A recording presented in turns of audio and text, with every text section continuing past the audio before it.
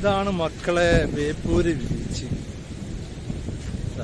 പുതുതായി നല്ല പണിത് നല്ല സെറ്റപ്പ് ആക്കിയിട്ട് വരുന്നു. ഒരുപാട് മാറ്റം വരുത്തി കേട്ടാ.